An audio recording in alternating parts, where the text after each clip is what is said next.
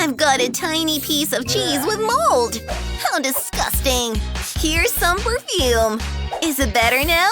Yep. Oh, the flavor is terrible! Ugh, I almost threw up. Nathan, your turn. I've got a medium piece of cheese with mold. Wait a minute.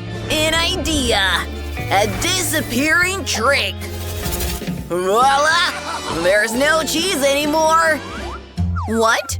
Where did you put it? What is that stink?